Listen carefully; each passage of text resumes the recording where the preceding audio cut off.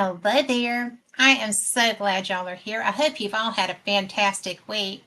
It has been really quite something here lately. It's There's so much happening, there's so much emotion, there's so much energy, there's so much yada yada yada yada. And I'm just kind of glad that I have found many moons ago how to ground myself. I hope that y'all have too, because I think it's so much fun. I like stuff. I like to do things. I like enjoying different topics of conversation. I like enjoying different people of different religions, faiths, nationalities, culture. And sometimes it feels like we're so isolated within our own little mindset that we can't do that anymore. And I love that I work with people, that I interview people, that I play with people from all walks of life. And I hope that y'all do too, because you know what? It really is all about relationships and not buying into the angst and stuff. It's always going to be there. There's always a bad guy. There's always good guys. There's always people that you don't even know what they are, but they're still in your world and you learn about them, right? So I just love what I get to do for my job. And so that includes tonight's guest, who is one of the nicest young men I know. He is, and he is a young man.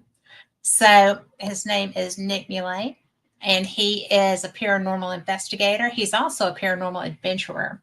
He's a lot of fun.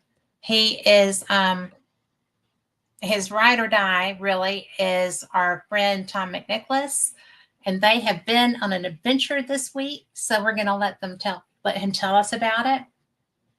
And I am these guys. They get around so much, and they're so much fun. So and we got Tom McNicholas and Jeremy York already in chat.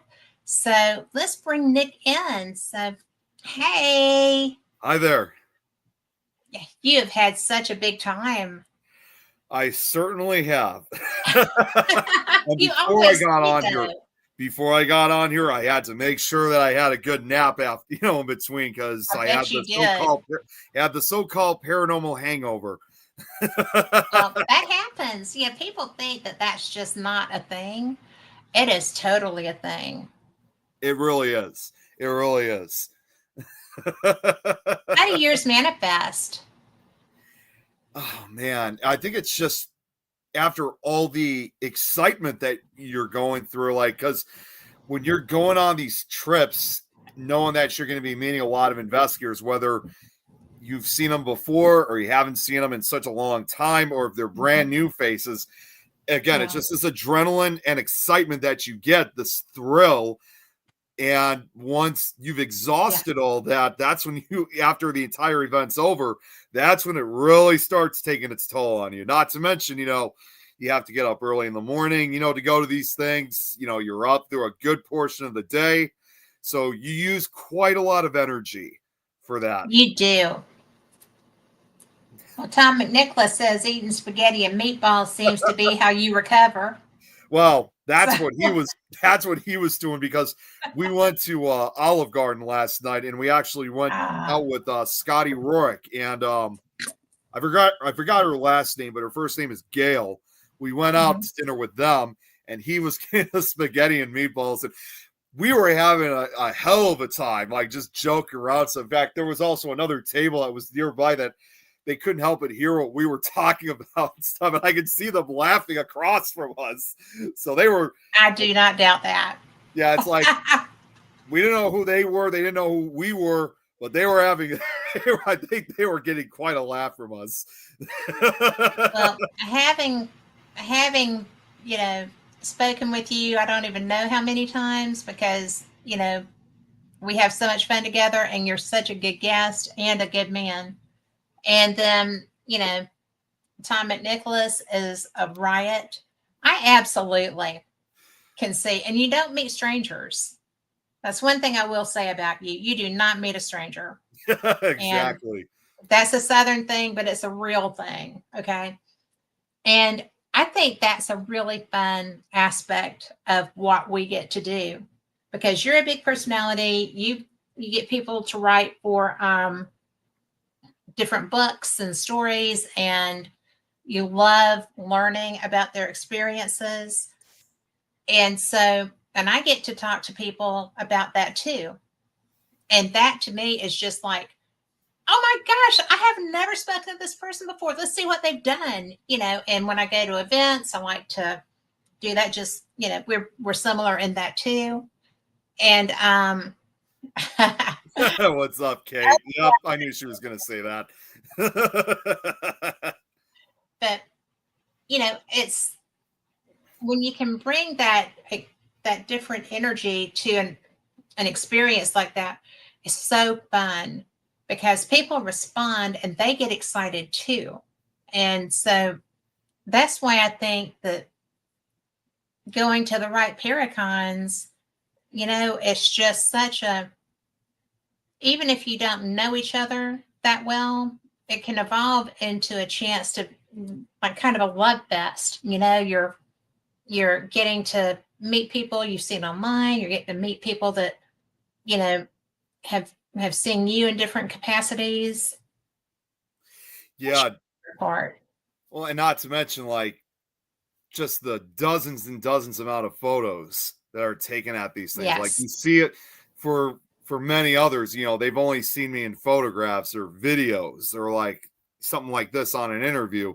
When they have the actual, the opportunity to actually meet me in person, that's what makes it really exciting. Then they're like, oh my God, he's going to be there. And I'm finally going to meet him or something like that. So that's the thing I find really special. But, when it comes to these Paracons, I mean, when Tom and I started going out to these on a regular basis, we already knew right from the beginning when we got started that there wasn't going to be that many people we were going to know, because at that time we didn't really we didn't have as many connections as we do now.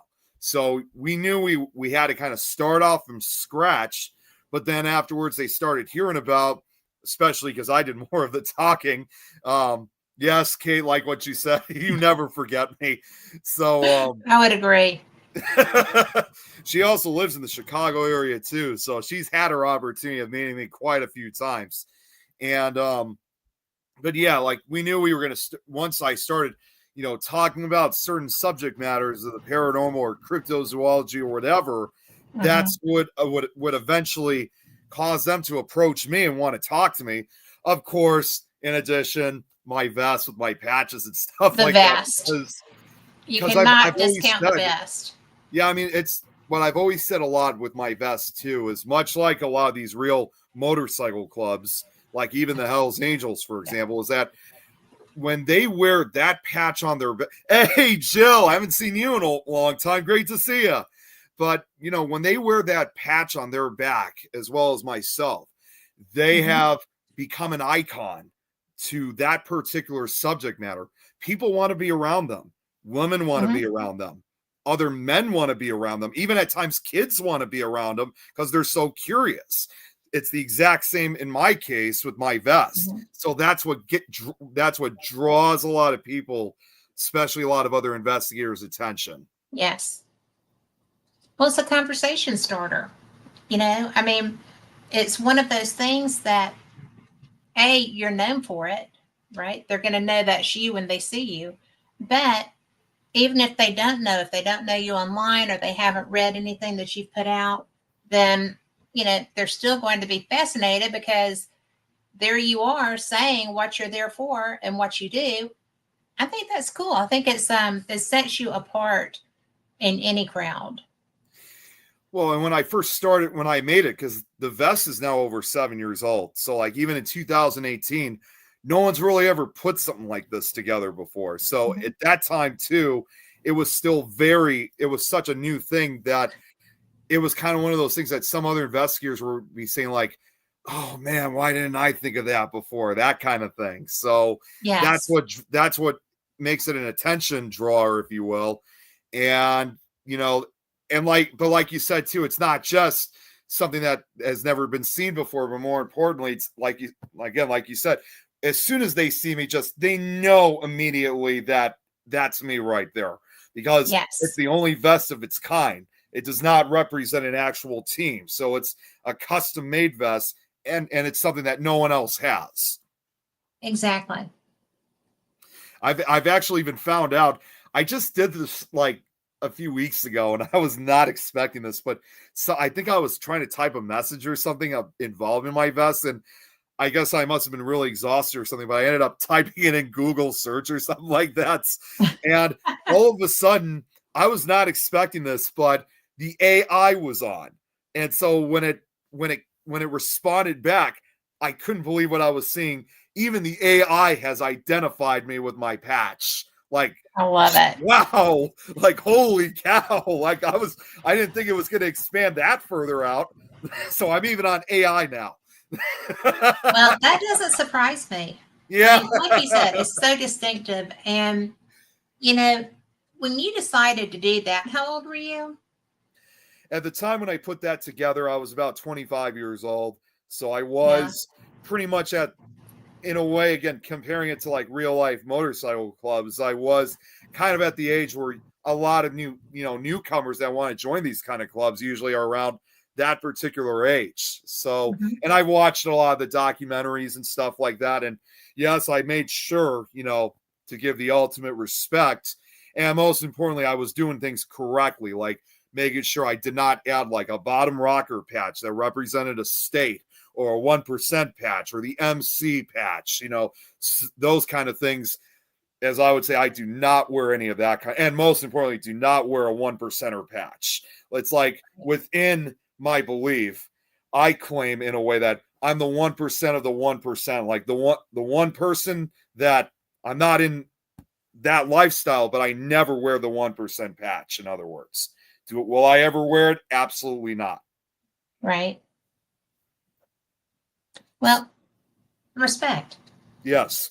There was, in You know, fact, I've never even said this. Well, it's been almost 2 years now. I was on another paranormal podcast in the UK, and the guy that was interviewing me, he was actually trying to join the Hells Angels Motorcycle Club. And I mean, yeah, I was a little concerned because he said he was going to, let the UK chapters know like about my patch just to get their personal opinion on it. And he got back to me later on, and he told me that, to my surprise, they were reportedly impressed with the patches because, one, I was following the rules correctly, and two, they liked the idea that I was paying homage to them. So I've even been notorious with I don't know if it ever got word back here, but I know in the UK they liked it.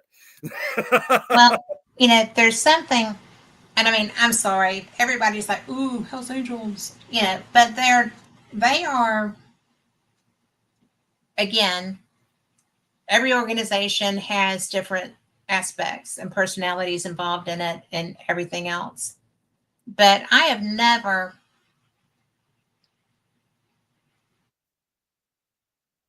met someone in that organization that was not, the people I met were very honorable, lived by a very strict code, had very high expectations of each other as well as themselves. Yes. And would I go out and actively try to piss one off? Absolutely not. Definitely not. Absolutely not. But you know your room, right? And they do a lot of volunteer work. They do. I know there are a lot of things that they do to aid people that is never publicized. Exactly. And there was even been one case. I mean, I know the most notorious thing, but between those clubs is the unfortunate rivalry between the Hells Angels and the Mongols Motorcycle Club. Yeah. I mean, they've been at war with each other since the 70s. But a few years ago, the Mongols were going through a whole court case where they were trying to basically ban the use of the vest. Like you couldn't wear it anywhere. Like they could just take it away from you. And that was something like, I think, even if they did have some people that were considered criminals. Not all of them were. And I didn't think that was right. But furthermore, even, word eventually got back to their rivals. And in a very rare twist, they actually, it was only temporarily. It was just only, until this whole court case was over. But they actually gave their support for the Mongols and even sent money to them, to help them battle this court case. So it was one of the very few times where both clubs, they put aside their differences and they were like, you know what, we got to do something about this, and we got to get rid of that policy, because not all of us do the same things that like everyone thinks we do. We wear it because that's just what we're about. So, and they eventually won the case. They won. They should have. Yeah. That's one of the things about living here.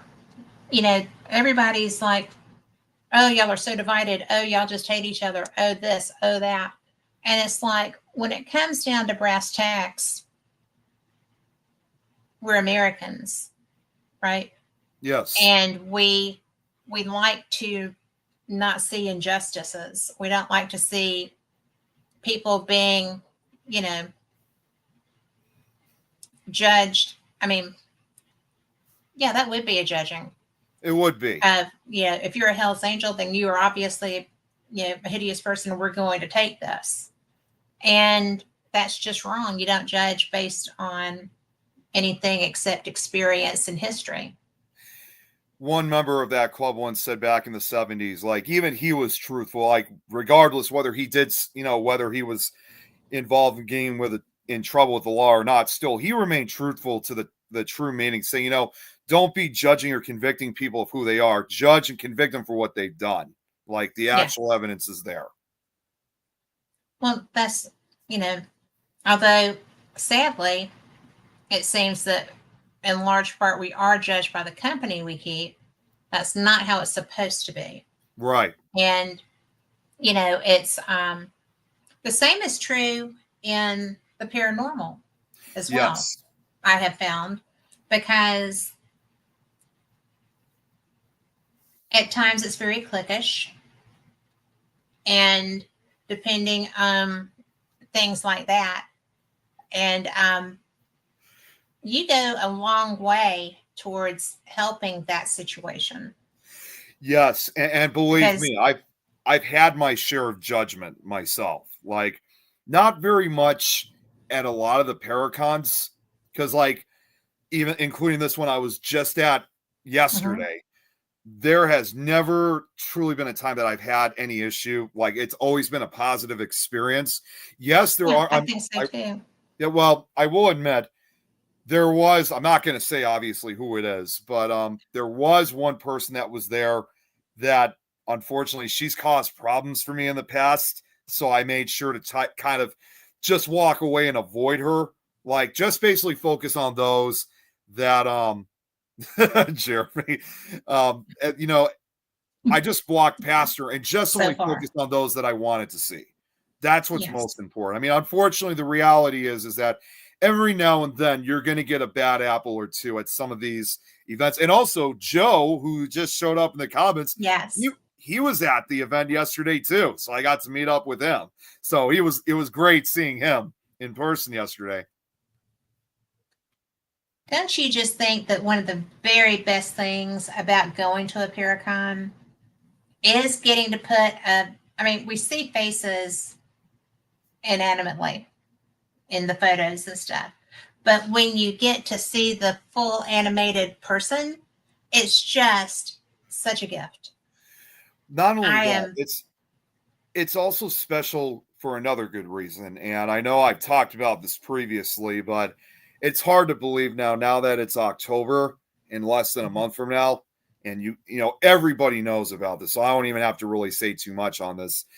But it's been next month in November will mark the 1-year anniversary of the of what happened to me last year with my brain bleeds that I had. Yeah. And these last couple Paracons that I've gone to, not just this one from yesterday, but the last few of them, especially those that I hadn't seen in such a long time. Yeah. There were literally investigators, like, whether I've seen them before or haven't seen them in person until then, they literally were just running up and like giving me this huge, like a bear hug practically. And it's just, it gets to the point that like it was even emotional for some of them, because you could really tell this was not just like, I'm so glad to see you again, or I'm so happy.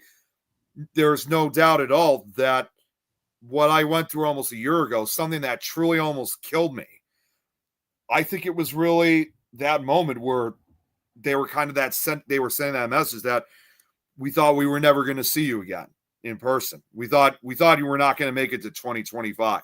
So that also was kind of a one up in my case when I went to some of these Paracons. Well, I'm going to tell you, and I'm going to put it out there, that I knew that I would be talking to you. I mean, I know how horrible and frightening that was. Yeah. And I also know that, I mean, realistically, if it's your time, it's your time. It's just one of those things, but I never doubted that you were going to be okay. Right. Because I just didn't, and I'm not a psychic. I get premonitions but I'm not I can sit down and read you, and I don't even need that $1.99 a minute, baby. I can, it's just a thing, right? But I never, when I was looking at your pictures, when I was reading your posts, when I was talking to you, I never doubted that you were going to be okay. And I'm glad that was right, because the world would be less without you in it. And I'm glad you're here. Yeah, I mean, I said numerous times that had I not survived my ordeal, it truly would have been a worldwide tragedy, because there were investigators literally from all over the world that were reaching out, checking in. So, and there was something I hadn't even brought up when I was at, let me see, got you in that situation. I don't know what the TGRU is, something like that would be through. Yeah. Oh, through. Yeah. Just a typo. Yeah. When I was at the Rock Island Paracon, they also had, because part of the feature of what they had there was they had the Warrens Museum set up. But before you walked into the, to the museum, but also partially also inside the museum, they had a memorial area for Dan Rivera, who we all know passed away a few months ago. And I looked at that. And of course, obviously, I gave myself a moment of silence, to give the ultimate. And this was it's just like what I was saying when it comes to meeting certain investigators. Sadly, I never got to meet Dan Rivera. I was friends with him on Facebook, but never have. And I only got to speak to him a couple of times through comments, but I never got to truly meet him. So just standing there, giving my most ultimate respect for him was what was very important. But I also couldn't help but shake the fact that, again, if I didn't survive the injuries that I had, there would have been most likely another memorial plaque like that for me in that case. I would have basically shared Dan Rivera's fate, if you will. Well, but the actual truth of it is that it was simply not your time. Exactly. And that's always going to be, it is situational and it is individual. And there are people that have had terrible moments that you would not think they would possibly come through. Right. And they did. And then you wonder sometimes how that is when people that also, probably the closest person to me that we've lost in the paranormal field was Scott Gruenwald. Yes. He was my friend, period. Yeah, we had him. Oh, I'm sorry. Go ahead. Brilliant. Well, I was just going to say, we had a personal relationship as well as a paranormal relationship. Yeah, we really were friends. And, he was one of the, amazingly enough, people never believed me about this, but he was one of the nicest people to meet in the entire field. And if I was having an equipment problem, he was like, oh, just send it. you know, if I was, if I had a question about something, you know, and, you know, we talked Alabama football. I mean, you know, so there's that.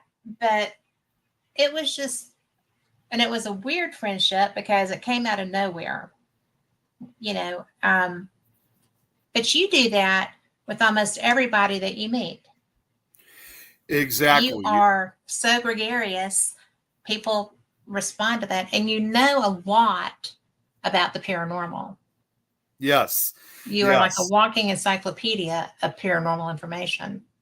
I was not And expecting this yesterday because it was just so random that they asked. But even while I was there, I don't know if you, I think their names are, there are two siblings, but they're also paranormal investigators themselves. Their last names are Shortridge, Jennifer, and oh my God, I already forgot the other. I forgot her brother. Oh, it was Jennifer and Joe Shortridge. They run the 222 Paranormal Podcast from Ohio. okay. And I've met them a few times. Most of the time, I usually had seen them at Parasitecon up in Mansfield, Ohio. Mm-hmm. And they were at this event. And of course, not only were they excited to see me once again, but they also offered me to be on their show, you know, during the event, which is not the first time that's happened because I had been interviewed by them last year when we were at the Michigan Paracon.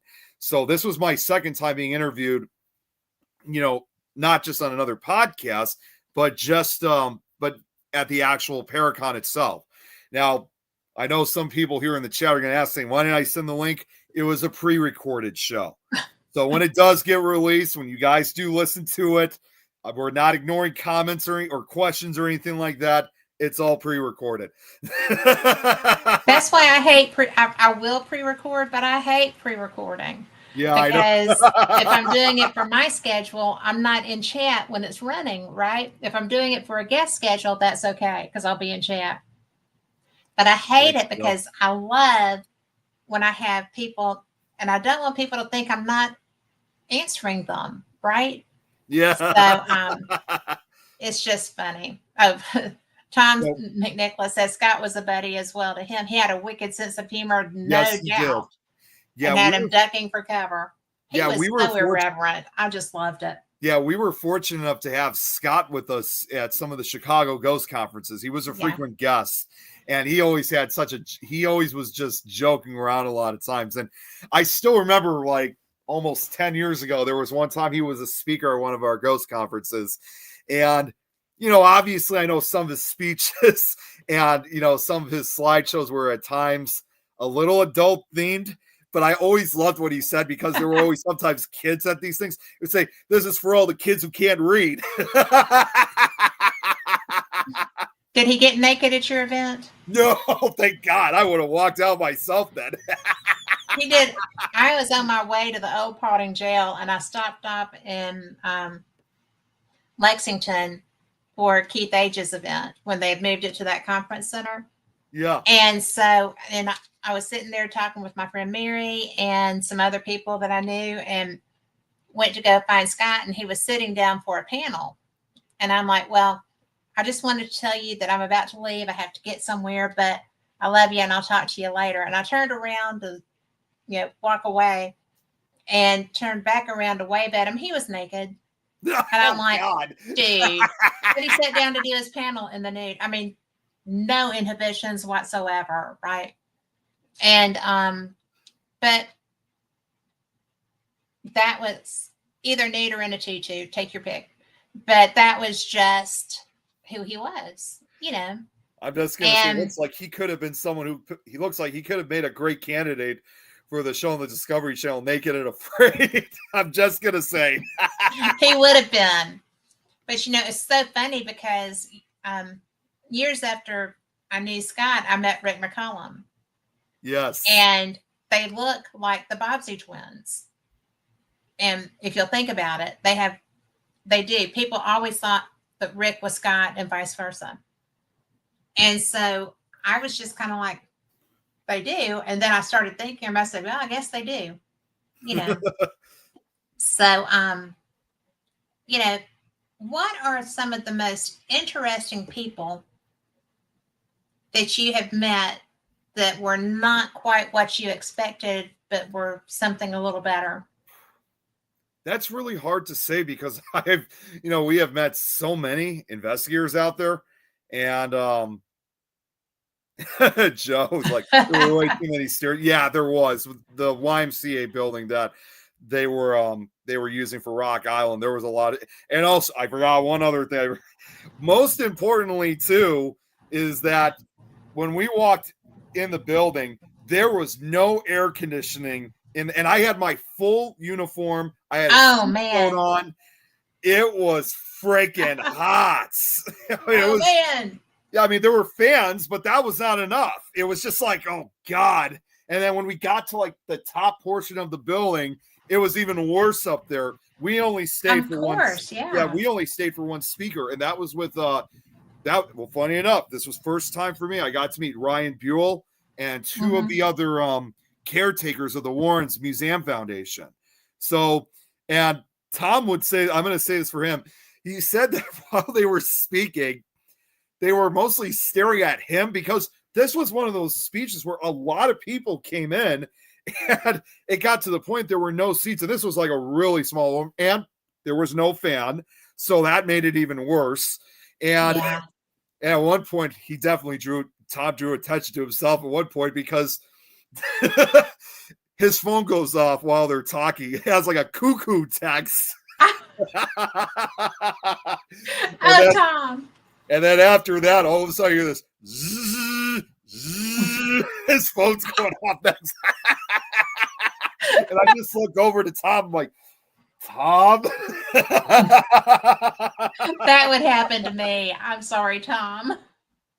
I was trying my best because, like, even when Ryan Buell and the other two caretakers were talking, like when they were being serious, I was still laughing. I was trying my best not to laugh. I wasn't laughing at them. I was laughing for what Tom did. The situation. Yes, Chris. Oh, that's hilarious. Yes, Chris. Most interesting. The only thing is I don't drink Dos Equis. You remember the Dos Equis commercials? Oh, yeah. Oh, my gosh. But to go back to your question, though, again, I can't really think as far as like, because again, I've met so many, but there have been a few others that I was not expecting that this is like what they were like, not saying it in a bad way, but just knowing like how far better they were than to actually be in person. I've had quite the amount of shares, and it's just when you find out that they're even better, like when you're in person with them, that's what makes it more powerful. And that was, like I said, that was the case for some of the newer faces that we saw yesterday. Although, I'm sorry. Go ahead. Well, I wanted you to elaborate on yesterday. Well, there's also one other familiar face that we saw, and this was neither an investigator, guest, or vendor. And I know some people would find it hard to believe, but because the Warrens Foundation Museum, some of them were there, they also brought some of the artifacts that were from the museum, including, of course, the most notorious of them all, Annabelle. Yeah. And that was quite a discovery to find. I mean, quite a discovery, because it was like, I guess it was so bad for some of the vendors and guests refused to like even go near it because they just knew how, bad the energy was. And so Tom and I ended up getting tickets to go in. And so we walk in, and I'm glad there was, because I realized I had forgotten to bring a crucifix to keep protection around me. But there was a bowl of holy water that was nearby, so we were able to bless ourselves. They also had a priest that was there that was kind of blessing people around just to give additional protection. You had to be in a line. It wasn't just something like you could just walk around or anything like that. So we got to check out some access would need to be limited in that case. Yeah, definitely. So and they also had like this religious music that was playing in the background. I mean, just basically trying to put as much religious icons or just that energy around as much as possible. So we get we get closer to Annabelle, and I'm not gonna lie, I was starting to get kind of nervous. Like, you feel that it's like when before you walk in, you're excited. Like, well, not in my case, because I knew this was serious. For some, they're excited. They're having this big thrill that we're going to see the real doll. But as soon as you walk into the room, it's like that excitement, that smile, it all just vanishes very quickly. And I just start feeling this heaviness while we're in the room. And I don't think it was just coming from just Annabelle itself. I think it was coming from all of the artifacts. And the other artifacts were were other types of dolls and stuff. Like some of these were like from like probably some of the lesser known artifacts from the Warrens Museum. Some of them were like originally from South America, Africa, a few also from Europe. Yeah. And some of these, were over, 100 years old, maybe even older. And I didn't even know that to this day, even after long since Ed and Lorraine Warren had passed, that the museum is still receiving supposedly possessed artifacts, because there was an artifact that was there. I don't remember which one it was. Tom took pictures. We were allowed to take pictures. Tom took pictures. Yeah, Tom took pictures, and they had signs that detailed information regarding the artifact. And one of those artifacts was just recently sent to the Warrens Museum back in 2021. So they're still getting it to this day. And one of the most, before we got to Annabelle, one of the most disturbing artifacts they had was another type of doll. And supposedly it had been used, in sacrifices of both humans and animals.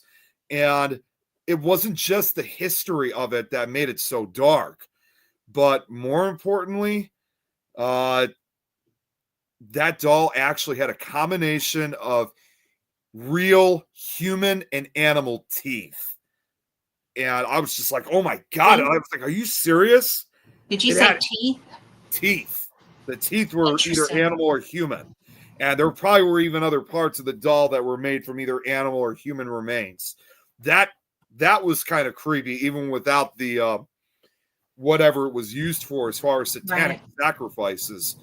And then once we got to the actual doll, to Annabelle, first of all, I didn't expect this because, we've seen it in photos. We've seen it in video. And the doll is huge. I mean, it's like 3 feet tall. And it's like, it's in its case. It's on a podium. It's like, it was like a giant shrine that was around it. The shadow That's an doll, interesting juxtaposition, right? That's not what you expect to find in a shrine. No, you don't. I mean, I'm not saying it was an actual shrine, but it was like But I mean, I get that, but it's not how you would expect it to be presented. No, you don't. I was not expecting that at all. And of course, and we knew this was the real case, because I know there have been some other Paracons where they say that it was actually taken out, and then it was later found out that it was, sorry, that was my cat. It was later found out that it was like a fake doll. No, it was not, because it was the real case. We could see the condition of it. And just as soon as we got to it, I just felt like very negative energy around. I think we were able to get some pictures, and I got a picture of myself in front of it. But when you eventually see the photo, you could see that I was not even smiling. I mean, it was a way for two reasons. One was to show the most ultimate respect, but secondly, knowing that this was the real deal. It's not like all the other pictures that I go to these Paracons where I'm always excited. I wasn't very like my very positive, happy self or anything like that. I was very, very serious. And like I said, we only stayed for about maybe a minute or two. And as we got closer to, I was also reciting the Lord's Prayer to add additional protection. So I could pretty much say, contrary to what some people will think, if you're feeling the negative energy coming from this doll, then this is the real one. If it wasn't the real doll, then I wouldn't have felt anything. And it was, I would probably say, in my personal opinion, that was probably as close as to true evil as we'll ever come across. And I'm glad we didn't stay there for, I mean, we had to keep moving anyway, because again, we were in a line, but I'm glad we were only there for a minute or two, because yes, the doll may be contained. It may have been blessed a lot. There may be a lot of energy, preventing it from attacking, but you really don't know what you're dealing with. Who knows what Annabelle is capable of. So that's why I had to take the most best safety precautions. But here's the chilling part. After we finished seeing her and we walked back out to the main area, a few minutes after that occurred, I started developing a little bit of a headache. And I mean, I wanted to first, I don't know if it was because, again, of the intense heat or something like that, but especially, again, now that I'm kind of more on alert when it comes to headaches or something like that, when I started feeling this one, not a good thing.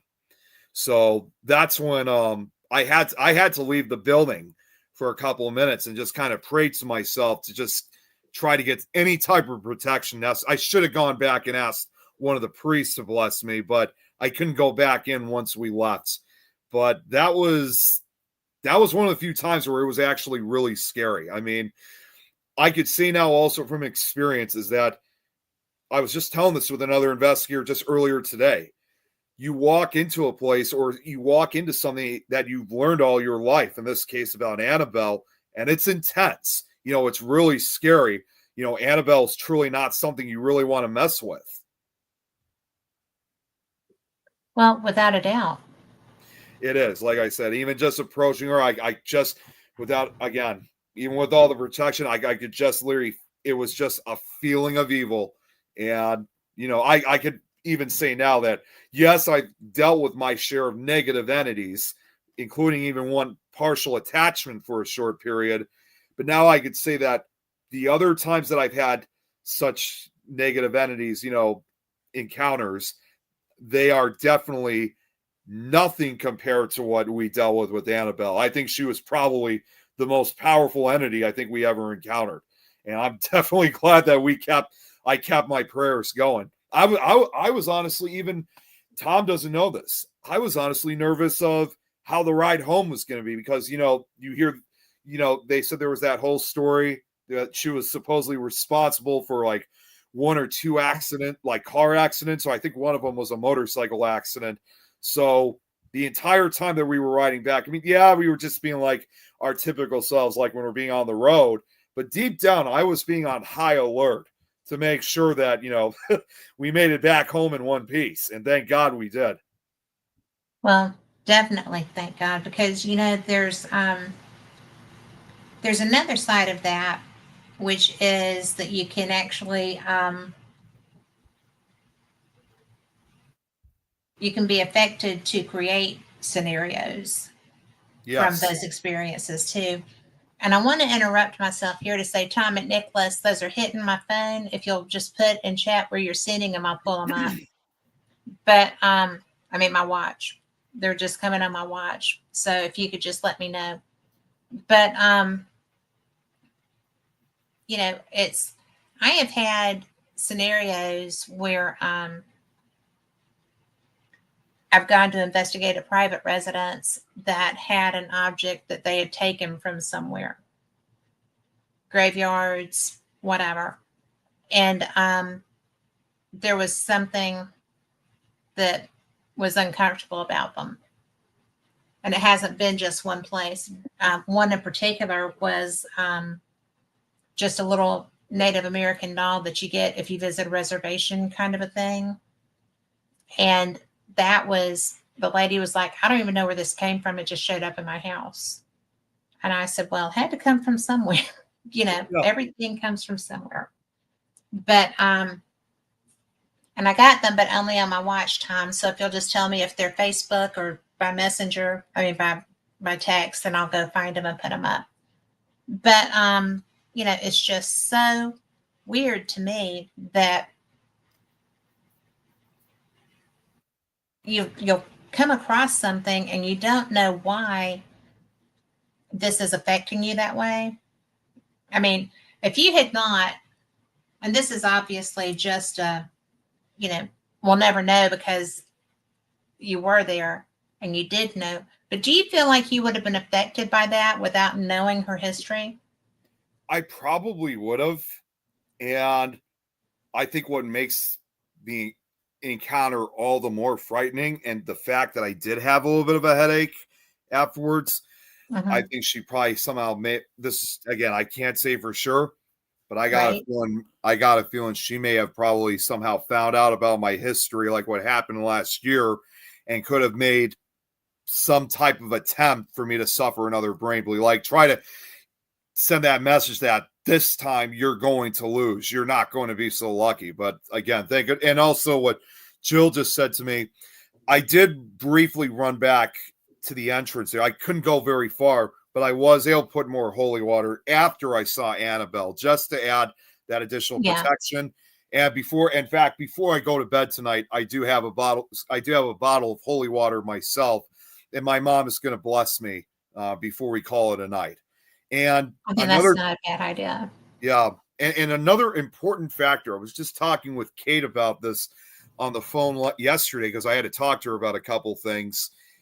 One of the other things you want to make sure not to do, especially when you encounter such a negative entity like that, Hmm. is you want to keep your feelings positive. Because if you show Yes. any type of negativity, even if you had some kind of blessing, that will give it more power and that'll make you far more vulnerable. And the fact that I was excited of wanting to be at this events, wanting to see everybody, that's what kept the positiveness within me. So if there was anything that could have latched itself onto me, I was making it harder for it to attack because I Yes. was keeping that it doesn't like when you're showing that positive. In fact, one of the owners said, if you're able to if you're able to be positive and you live a very successful life with what you're doing, the dark side is going to have a much harder time trying to reach out, trying to get you. That's pretty much what they were Absolutely. saying. Well, I think it's true because positivity wins. I'm sorry. I'm a firm believer in that. And because generally positivity, you know, if you're a positive person, you have a belief system that helps you to maintain that. It's or just an outlook. Exactly. Right? Exactly. And you are one of the most positive people I know. I mean, you do have your moments. Everybody has their We all moments, do. but that's why, I mean, my dad used to tell me I was way too old to be such a damn Pollyanna, right? But I'd rather be that, right? Because like, you've seen too much, you've had these experiences, and I just can't believe that you're such a Pollyanna. And I'm like, I'm not a Pollyanna, but I do believe that humans are basically good. And I do have faith in my belief system. And I think that if you succumb to negative thinking, then you can be overwhelmed so easily. You have to maintain positivity in everything that you do. And that's not always easy, as you well know. But, I just think that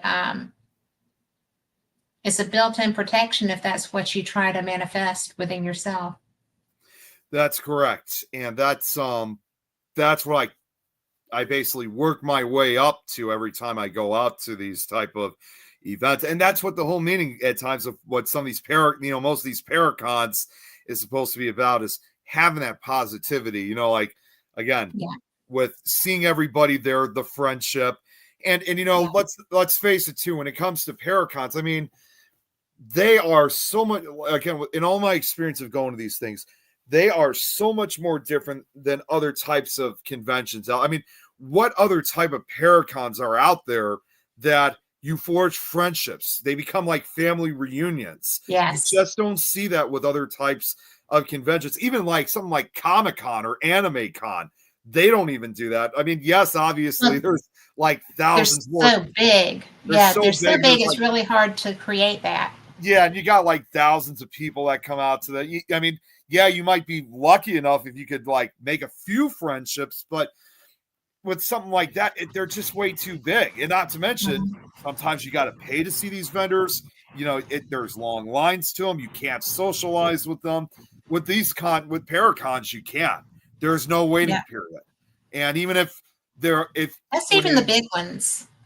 Yeah, well, that's the big ones. That's literally that's what I was about to get to, was like even the big names, like from television, like Ghost Hunters or whatever. Yes, you still have to sometimes pay to get a picture with them, but there's no cost for that. There's no cost for you to just simply have a sit down and chat with them. And that's, in fact, when I was at Michigan Paracon last year, I was not expecting this, but at one point I decided to just head over to the restaurant at the casino, and just because it was around lunch, I wanted to grab something to eat, and so they gave me a seat. Tom wasn't there for this one, so I was the only one that was getting lunch. I was by myself, but I was not expecting where they were going to put me. They put me in a booth right behind the Ghost Hunters team. It's like, geez, what are the chances of that? Right. So, and of course, like typical, I didn't want to bother them because I'm sure they probably needed time to themselves. I mean, yes, I still waved and said, hi to them and see you later after they left, but it was still cool that I'm thinking, wow, in a way, it's like I'm having lunch with these guys. Yeah. Well, that's why I like, I do UFO cons too, right? And they're very similar in that, but they protect their own air talent a lot more than Paracons do. And but it's just so interesting because you do have access to people that you would never expect to get a chance to talk to. And I think I like Paracons more, but it's very close on those, because the very first one I ever went to that was UFOs was the very first Alien Con. Oh, yeah. And they credentialed me for that. And I was like, really? Yay! But I got to meet the guy Kevin Burns, who created that show and was the producer of it. And, he was so amazing and he was so nice. And we got to sit down and just have a nice conversation, just the two of us sitting there watching the world go by in the middle of the room, kind of a thing. And so I would never have gotten access to that conversation and gotten to know what a cool guy he was without that, without that being the environment, right? Absolutely. It's like the Paracons, like you're talking about, it's so neat. I love when I'm somewhere and like the Gettysburg Battlefield Bash. That's one of my very favorite places to go. And, people will come up because, I always look like this. This is mascara and maybe a little cheek stuff, right? This is what I always look like. So it's so nice because I'll be somewhere and people will come up and they're like, I know you. And I'm like, do you? What's your name? And then we chit chat, and then I've got a friend forever, right? And to me, that's the beauty of cons. I get to talk to, obviously I get to talk to the talent and stuff, but I like talking to people like we do about our different investigative experiences and stuff. I think that's fun. I want to hear what people have found. That's why my show is called, Fate Magazine, but also I do the show Paranormal Experienced because I want to know about your experiences. And I've done that one for 10 years now, right? And it's so much fun. Well, and I didn't Chris. I like Chris. Yeah, he has his way of jokes sometimes with me. He was all the way out in Colorado. So but he's become a very good friend. I've worked with him a few times on some of these shows. He's become a very good, not only is he another investigator, but he's also become another very good friend of mine. But in talks of like when it comes to like what you were talking about, I had no idea about this, but when we went to the Rock Island Paracon yesterday, I mean, it's amazing how far some of these people, yeah, the jump scare too. That's how I first got to meet Chris, was on another podcast I was on with Jeremy, and Chris was sending these jump scares on Twitch. It was a Twitch show. And there was even one time I was trying to wait until because I knew he was going to make another. I'm like, well, this time I'm ready. Well, unfortunately, he changes it to a different sound effect, and I was not expecting that. That's funny. But anyways, for the Rock Island, I had no idea about this, but I was talking with, I think it was, and this was my first time meeting her, Ashley Moreno. And yeah, like I said, that was my first time ever I met her. And I think it was her that said that there was not only just people like investigators from like other states, there were some that even came out from other countries to this. I'm like, and I even said to her, I'm like, you're kidding. Because I didn't notice. He said, yeah. And yeah, Ashley, Jeremy, that's correct. Yeah, she was there. So it was just, I found out there were like investigators that came from like, I mean, yes, most of them came from other states. Like we also had Christy London that was there. Like she came all the way out from New York. Someone else from New Jersey. Of course, Joe from Wisconsin. Then some investigators even from Texas, and then Kentucky and Tennessee. And it was so, but in addition, you had also investigators from Canada, from parts of Germany, Italy, Poland, even. Surprisingly, no one from the UK, but just like I had no idea that it gained such international fame. Like I understood that, like with the Michigan Paracon, because that too also attracted international investigators, but I had no idea that even Rock Island did the same exact thing. So that was even a plus. Like I didn't know exactly which investigators, who they were, but I was like, wow, that's awesome. That's great. But yeah, like I said, Jerry, I wanted to surprise you about that. Yeah, it was awesome finally meeting Ashley in person. She's great. That's fun, Ashley's from Ohio. Again, another state ad. She came all the way out from Ohio for this. So and Renee, there was also another investigator by the name of Renee. She came all the way out from Michigan. So it was just, and I even found out other people from Chicago even came out. It was all over the place. Of course, people from Iowa near that is so cool. Yeah, like right on the border, because that's where Rock Island is. So they were absolutely everywhere. That's one thing that I find, we just had a Paracon here in Alabama in Ozark, and I wasn't able to get to it. I got invited to come down, but I was in the middle of another project. I couldn't do that. But, we don't have very many around here at all. I've gone to the Pensacola Paracon. I've been to the one that was in Atlanta once, but that's really not a lot of, there's not many. And the ones that we have in Alabama tend to not have a second time. See, I'm really surprised by that a lot of the deep southern, because we have a lot of hauntings here. That's what I mean. I'm really surprised, especially because I would have thought that the deep south would have had the most Paracons than like even in our area. I think our states are too big. Yeah, it's too far to go. Maybe. Yeah. I don't really understand it either because, the one in Atlanta was big, but they're few and far between. Yeah, like I knew that the only southern states I really knew that really hosted like any type of Paracons in general were either like Tennessee or Georgia. But yet you don't really see much like in some of the other, like in Louisiana, Mississippi, Alabama, even Florida doesn't do as much. I'm even more surprised the Carolinas don't, because they're part of the 13 colonies. I was speaking with an investigator from South Carolina a few months ago, and she has always dreamt of wanting to have a Paracon, and she lives right on the border area of like right on the South Carolina, Georgia border. Right. And they, well, and it's true too, what Jeremy said. I get it. It's also the Bible Belt. So I totally understand. That might be part of the reason why there's just not that many paracons, but But still. we still paint our porch roofs blue. Oh, really? Yeah, we do. We know they're there. You know, So it's funny.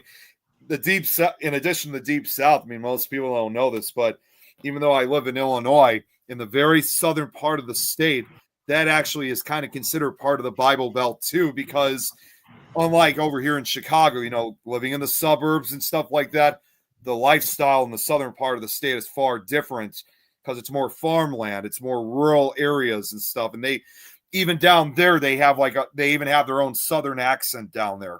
And unfortunately, I mean, I bet they couldn't understand mine. Yeah, well, unfortunately, and I'm not saying we're all like this, but believe it or not, Southern Illinois has a much older history than Northern Illinois does. Like some of their history goes back to the 1700s, even before Illinois ever became a state.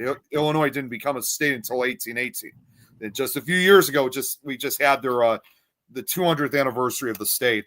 But, unfortunately, not everybody always likes that we're from Chicago and vice. There's just been kind of a bitter rivalry between us Northern and Southern Illinoisans because of the cultural differences and stuff.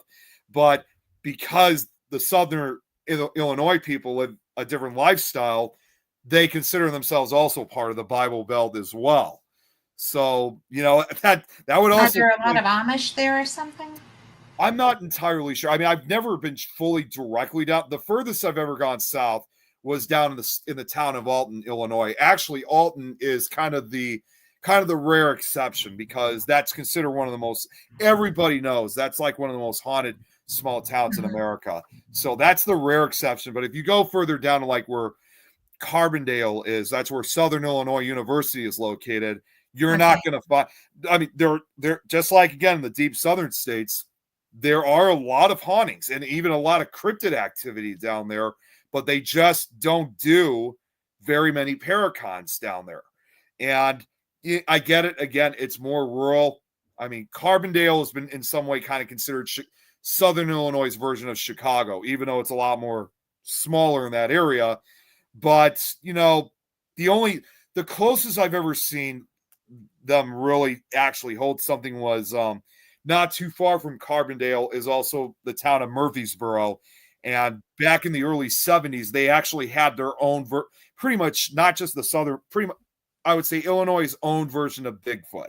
They had something that was called the Big Muddy Monster or the Murfreesboro Mud Monster, which, again, it was either like some type of Bigfoot swamp monster or a skunk ape type creature.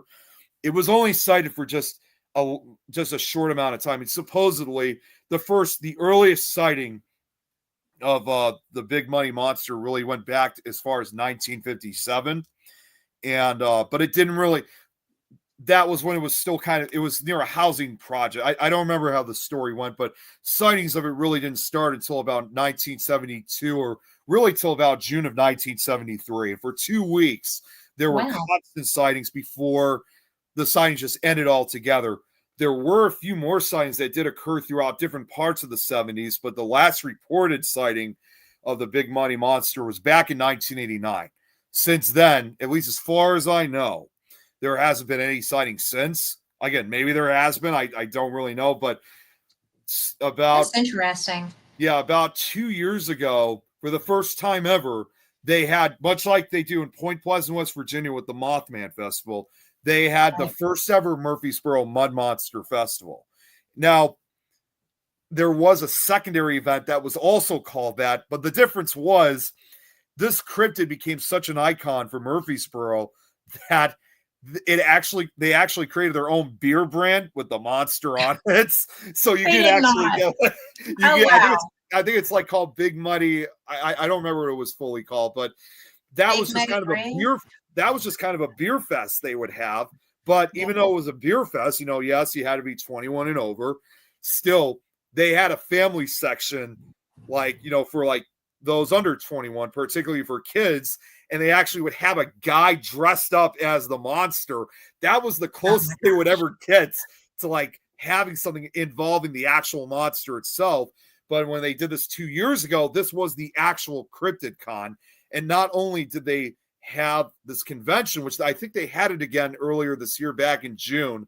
Unfortunately, we couldn't have made it to that because to get from northern to that part of southern Illinois, that's a good 6.5, 7 hour drive to get to that part of the Right. state. So I don't know if you know Chad Lewis. He's been there quite a few times at this event. And if you go to Murfreesboro today, just again, like they do in Point Pleasant, they have made a full 8-foot tall statue of the monster based on the descriptions and reports. And it is in that walking position, like you see with the Patterson Gimlin film.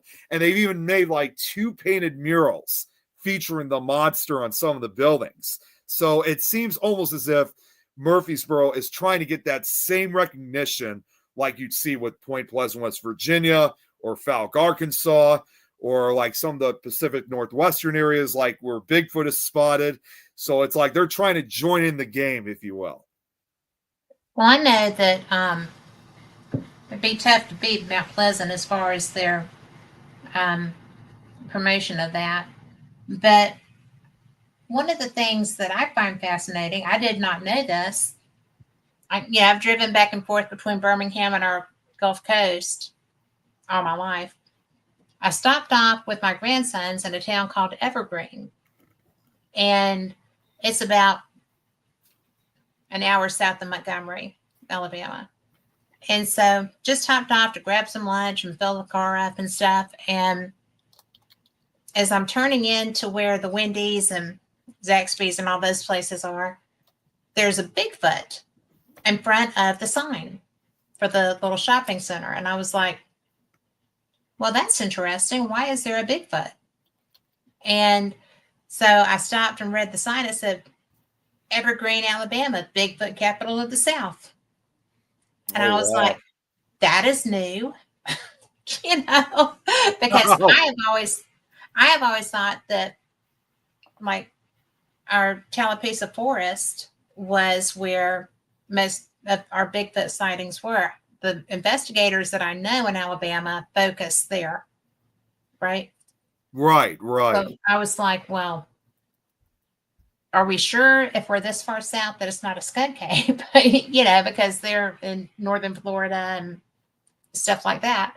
So in southern Georgia. So I started researching it and I started talking to some people from down there. I have a cousin that I found out recently. She found me on Facebook. So, from her ancestry list of people. That was cool. And we actually look alike and sound alike. It's a lot of fun. But so I was like, what do you know about this? And she's like, nothing. I got nothing, But so that's something that I'm working on, because do I want to go and find Bigfoot? Not just no. Okay. But do I want to learn more about it? Absolutely, I do. Because I know a lot of the people researching here. Right. And, one of my friends she's about 20 years older than me and grew up here. She's native and just an amazing human. But she was telling me that the area that's very grown up now, and, as far as people living there, it's a very desirable area to build and live in.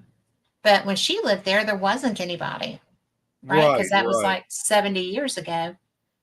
And she said that Bigfoots were just part of their community.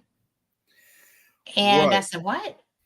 And she said, well, yeah, I mean, you didn't go out and interact with them, but you would see them because it was all wooded. They were a Native American community, and they just interacted, I guess, not like bears, because they weren't, going to eat you, but they were, I guess, kind of like, almost like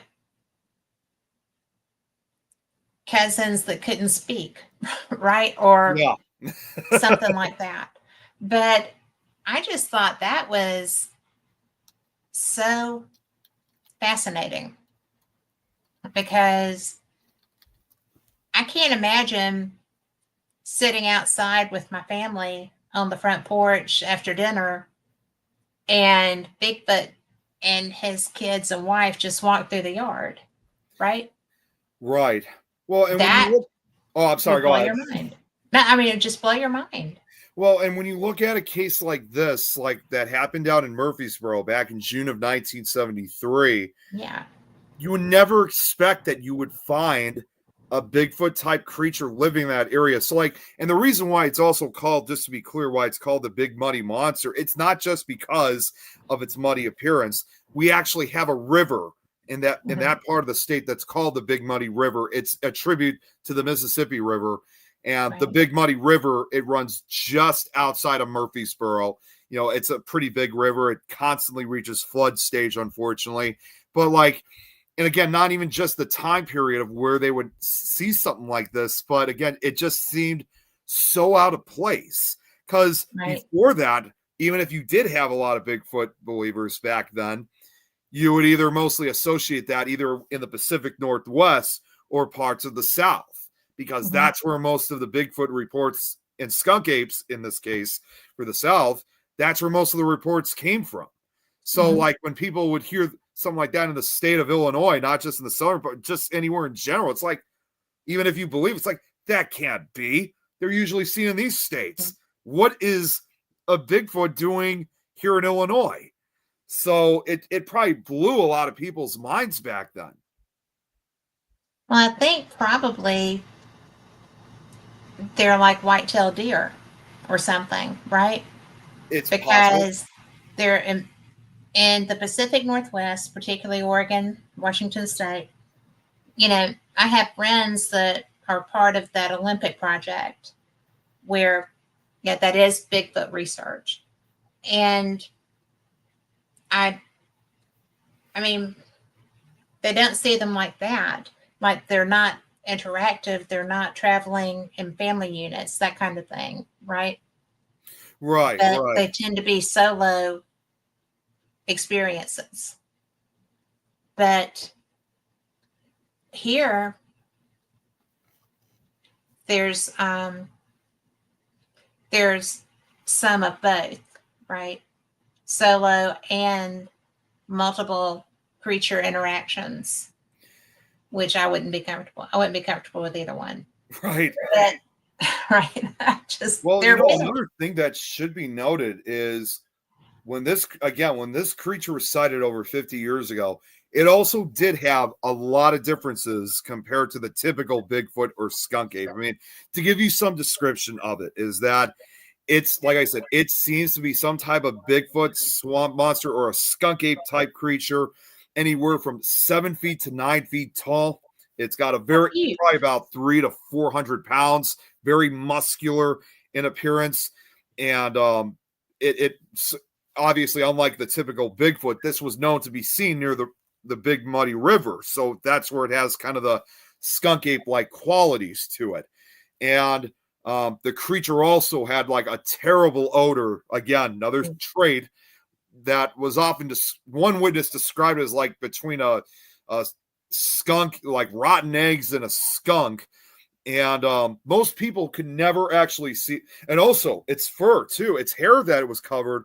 Unlike again, it was far different. Unlike other types of colors we associate Bigfoot with, this was actually covered in long white but dirty, very dirty and muddy white hair, and which is something you normally don't hear again, because you hear all the other reports either black, brown, reddish, even ginger. You don't really hear, or gray. You don't really hear very often of them being white. So No, that would definitely be a skunk ape. that's what I was going to do. Some type of the only other guess I could think of is, could it be some type of Bigfoot or skunk ape that may be suffering like albinism? Is it an albino one, which would explain why it has white hair? But also, like I said, it's covered with like mud, river slime, branches, twigs, leaves, rocks. Well, it lives outside. Yeah, well, I not mean, only just, I think there might be another reason why it's all covered, not just because it's outside. Let's face it, like when you look at certain types of animals out there, like when it comes to mating season or something like that, and like certain, like it's hard to describe, like fur color or skin color or something like that. most like both genders of the same Mhm. creature are so accustomed to finding a mate like that. When they see Mhm. something different, like the old the old term of being the black sheep of the family, Yeah. that usually stands out from everything else. In the case with what might be an albino Bigfoot, if it was trying to look for a mate, it was not probably considered attractive to the other Oh, species. I see where you're going with that. Yeah. That's very smart. So in order for it to kind of blend in, it probably, rolled around or covered itself with all this mud to make it look like it was one of the others. Like it looked like Make it it self-attractive as a mate. yeah, and make it look like its fur was brown, not actually white. So that, I mean, that's just a theory. I can't say for sure. But the other thing too, and As good that's as anything else out there. exactly, and that's another feature about this creature too, is most witnesses who reported seeing this creature, they said they could never actually see its face because it was caked in mud. Although they did report seeing, they did say, and not just only at night, even a few reports during the day. Yeah, camouflage, maybe that could be another Mhm. possibility. But the Yeah. other thing too was that although most people can never see its face, they did report saying that it did have glowing red eyes, and also some people also reported seeing yellow teeth, by its mouth. Those are the only two facial features that most people had said that they remember seeing, and again, kind of similar to the skunk ape, and also even like something like the Falk monster, for example. There was also reports of people who were out near the river area that were either walking, jogging, parked nearby, fishing, or living by the area, and they would hear or see the creature, and it usually was in an aggressive situation where it became a major vocal point for a lot of the studies. I mean, the best way I can say is the big money monster basically kind of fits mold into the Bigfoot, big hairy creature with long arms, muscular Mhm. tone, shuffling gait, except that it's said to be ape-like. It's said to have more like ape-like qualities. I mean, this creature seems to be more about violence, about territory, about aggression, and not so much of the typical primate tendencies that we would see from some other areas. So even Um, primates cryptozoology, are very territorial, though. yeah, it is. In fact, I mean, I'm keeping it real short. The first sign that really started, like I said, happened on June 25th of 1973. Yeah, this is kind of a somewhat funny story. You'll understand why. But it was with your typical lover's lane story, because Oh dear. Yeah. you had 19-year-old Randy Needham and 28-year-old Judy Johnson, meeting up late at night, midnight around June 25th, June 26th of 73. And who knows what they're doing there. And here's the craziest thing. Farking. Well, and here's the craziest thing. Both of them, they were actually married, but not to each other. So they were out Oh having dear. an affair. And so, but as their rendezvous or whatever is going on, they start hearing this extremely loud noise out near the river. And before they know it, they saw this huge, massive figure emerge from the river. They had no idea what this thing was. I mean, again, they said it was about 7 feet tall, 7 to 9 feet tall, weigh about 400 pounds, and it just stank. It just had this horrible odor to it, and it's coming right towards them. And they also said the eyes just glowed an eerie red to them. Of course, they immediately got out of there as quickly as they could, and they were going to notify the sheriff and the authorities about it. But how, unlike other cases, how are you going to be able to explain this? Because, they're going out Yeah. on an affair. So like this, they know this would this would go public immediately. They just decided that they were just going to go to the police station. They told them what they encountered, and that they say that something's out there and it needs to be dealt with. So the police Right. they ended up going back to the it was near Riverside Park. They went back to the park area and they found these huge footprints that were like over a foot long. And all of a sudden they hear this huge bellowing roar, and it scared them so bad that both officers ran off. In fact, one of them dropped his gun and he didn't even want to go back for it. and they returned back later that night, like around 3 a.m. or so, with 2 more officers. And surprisingly, Randy Needham returned with them, and they found even more of these giant footprints, which they also made a cast out of. And they could start hearing splashing from the river, and they could hear that roar, this bone-chilling scream once again.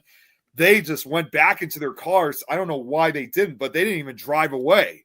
They just waited until the sun rose up, and that's when they were actually able to go back and investigate. And the one officer was able to get his gun back. And that's the one sign that's the one sign that really started all. Then next 2 weeks, it was just like pure chaos with this monster that they were seeing. That's crazy.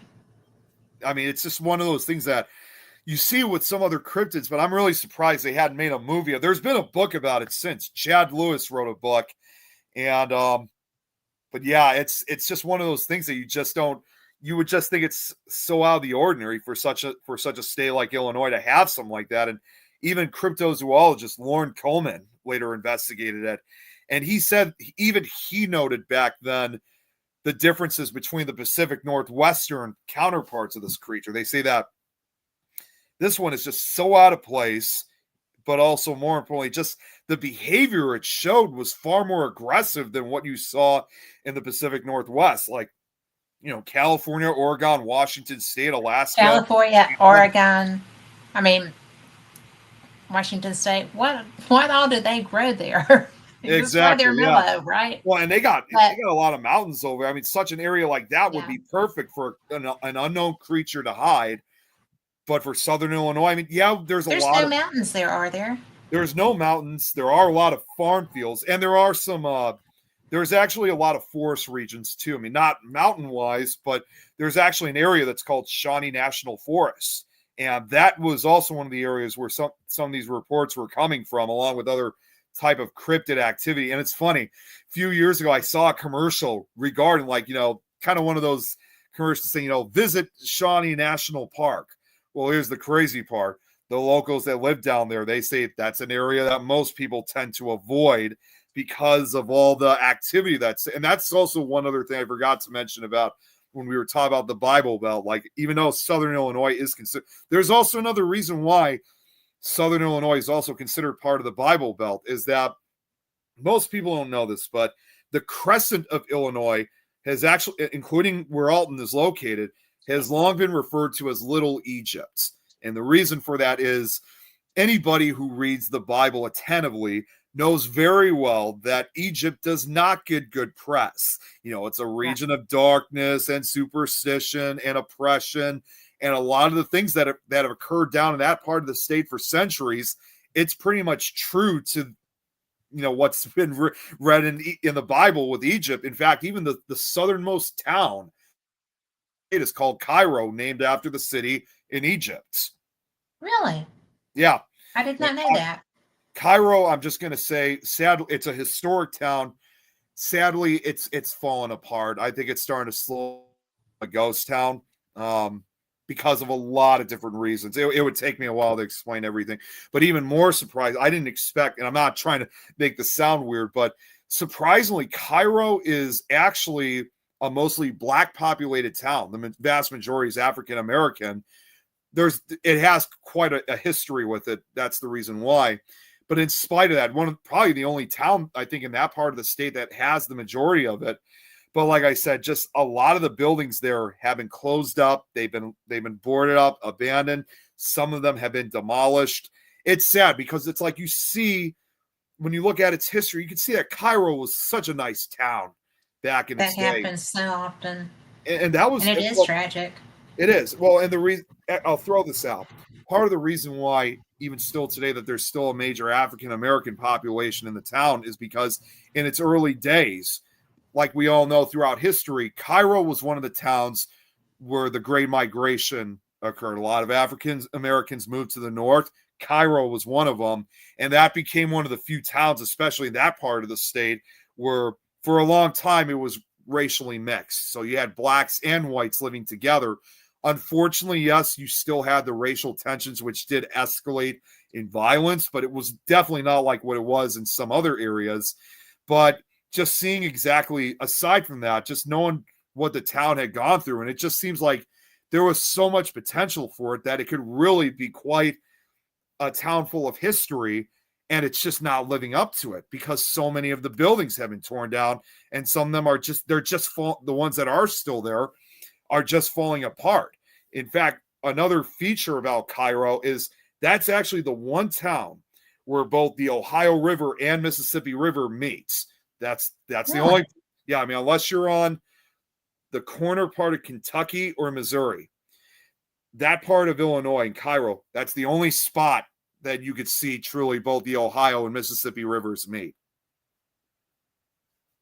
That seems odd that would not be more of a trading area, like have evolved from being a trading area into being a larger metropolitan thing.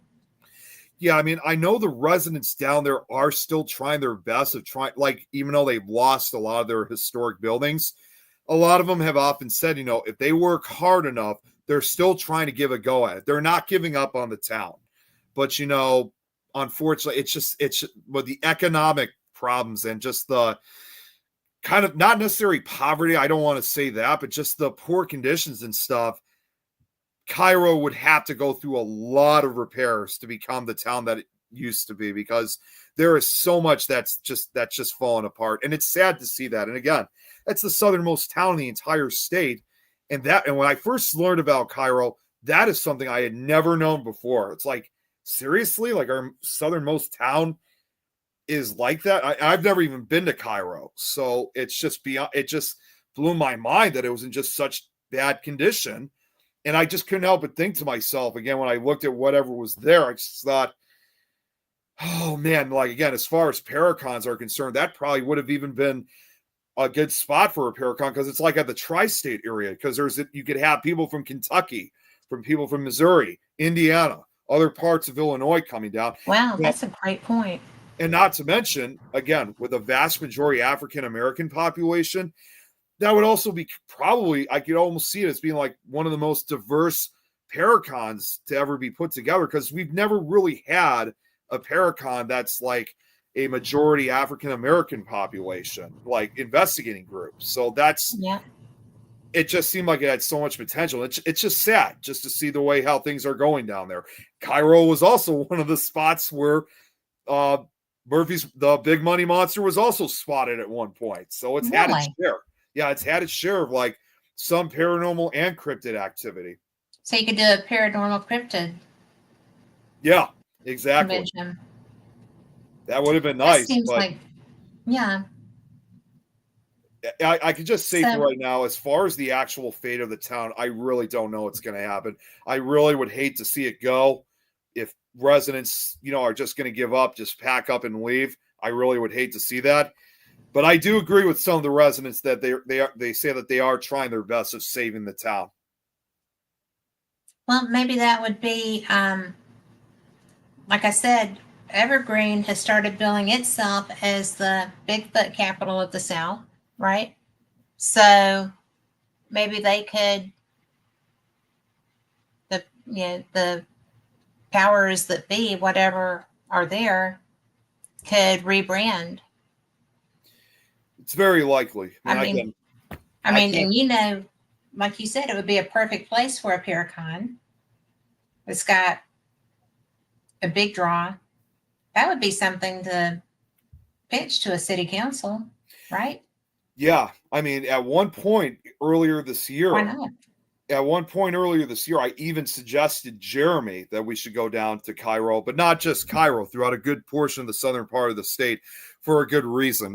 Earlier this year, back in March, this year marked the 100th anniversary. I probably may have said this before, but I'll bring it up again. This year marked the 100th anniversary of the deadliest tornado, not just in Illinois, but in American history. That was the Great Tri-State Tornado of 1925. Nearly 700 people were killed by this single tornado. And I did a Nick Files episode to, basically to represent, to pay tribute and, represent the 100th anniversary of this tragic twist, this tragic event, not just for that state, but also for southern Missouri and Indiana, because that's where the tornado also, it crossed through 3 states. It still holds the record to the state for having the longest track of any tornado. And so when I was doing the slideshow, Jeremy took interest in what I was covering. And he asked me to send an entire list of all the towns that the tornado struck. And I did that, but I not only just, and funny enough, one of the hardest hit towns, it was a town I just mentioned, believe it or not, was Murfreesboro. Murfreesboro was also one of the hardest hits, along with DeSoto. In fact, Murfreesboro to this day, unfortunately, still, again, another big record. It holds the record for the most tornadic deaths in any single town in U.S. history. Wow. So that's why, again, like I said, it's had its share. So I sent the list to Jeremy of all the towns that were hit, but I also sent the towns that they were not necessarily hit by the tornado, but some of the victims are buried in their cemeteries, or towns that they weren't hit, but they were very close to getting hit by, like that. Just the tornado just missed like by 2 miles or so. And then there was also some towns that the tornado didn't go through at all, but the supercell that produced it passed over the town. And again, some of the victims were also sent to those towns. And Cairo was not one of the towns that was hit, but that was where some of the victims were sent, in the recovery efforts of this tornado. So I was really hoping that we were going to head down there this year, but unfortunately we didn't. So, Chris, but at least I sent him the list, and he, maybe next year we'll have the opportunity. There's a lot to investigate there, no doubt. And I kind of did an online investigation. I'm actually getting goosebumps just thinking about this right now. When I was putting the slideshow of the tri-state tornado together, there was a new book that had recently just came out, again, representing the 100th anniversary of the tri-state tornado. And the person that wrote this book, she had an entire website dedicated to this. She really went above and beyond of not just, there was even some paranormal mixed in with it, because her website was also paranormal themed, but she went above and beyond, not just to investigate paranormal wise. She was actually trying to retrace the path of where this tornado went through in southern Illinois. I mean, again, she couldn't do the entire path Right. of this tornado supposedly was 219 miles. But we've now discovered that it may have actually been 10 or 15 miles longer than that. So that's on the ground that far? On the ground, yeah. Holy cow. Yeah. So if it was 10 or 15 miles longer than that, that means that it would bring the total length to 234 miles from southern Missouri to southern Indiana. Holy crap. So the author that was she knew she was not going to be able to cover the entire 234 mile path. She was only able to do that throughout the southern part of Illinois. And she had found evidence of certain areas where there used to be farmhouses and stuff like that are just farm fields that have been gone. But that's not the only part. This was the part that I mean, I literally, this almost brought me to tears once I saw this, what she found. She had a team of other investigators that was, I don't remember which part of the state they were in, but they said that there was an area supposedly where it was an area where the tornado hit. She didn't want to go in because it was mostly forest and there were bugs and stuff like that. So she was going to wait by the car. The rest of her team was going to go out and check it out for themselves. And then just a few minutes later, one of the team members literally runs out of the woods and they're like, you got to come over here right now. You got to see this. It's urgent and it's very important. You're not going to believe this. So this time she reluctantly goes in. They go into the woods. And they took pictures of this. I should have added it to the slideshow. They had found a foundation and a little staircase. And then they started finding other foundations. I'm looking at this oh my God. This is actual damage from the tri-state tornado that is still there a century later. And again, I'm getting goosebumps thinking about Nobody it. Nobody went back. I mean, to clean it up. you look at if you ever look it up, when you do, there's so many photographs of the aftermath of this tornado, and there's even film footage of the aftermath too, which you could find on YouTube. It's not that difficult to find. And Okay. the just like when you watch the photos, and I mean when you watch the footage and look at the photos, I mean the destruction to the infrastructure of many of these towns that were hit by the tornado was just absolutely unbelievable. And it's still hard to believe that even 100 years later, you could still see and find leftovers from the destruction of the tri-state tornado, and at least one or two towns were truly wiped off the map. Like there was a Yeah. town that was called Parrish in southern Illinois. That was once a town of like over a couple hundred people. There were 40 buildings. When the tornado struck, it destroyed almost everything except two buildings, and the town was never even rebuilt. You go there, Wow. so if you go there today, you won't find much. And 22 people alone in that town were killed. So you just go and it's just open country. But I always thought to myself, even if there's nothing there left, what are the chances of getting like the EVPs and stuff like that? Absolutely. And this person also went to like where Parrish used to stand, because before this, I had never seen any pictures of like where Parrish used to stand. And Right. she went to the area, and I couldn't believe that she took pictures and found the actual area of where the town used to be. You go there today, it's not just farmland. It's all forest area now too. The entire Wow. area has been reclaimed by nature. And again, the activity, just imagine the amount of what happened there a century ago. That I'm not trying to do this for a thrill, but that is something I would love to investigate at some point, just to get the typical answers from a town Well, that, again, sure. yeah, a town that was truly wiped off the map, that was never rebuilt. It's almost mind-boggling, right? That happens. We have, I'm in a tornado-prone area here too, and I can fathom that happening, but because we have areas of Birmingham that have incredible things removed, but I cannot even imagine what an EVP session there might be like, because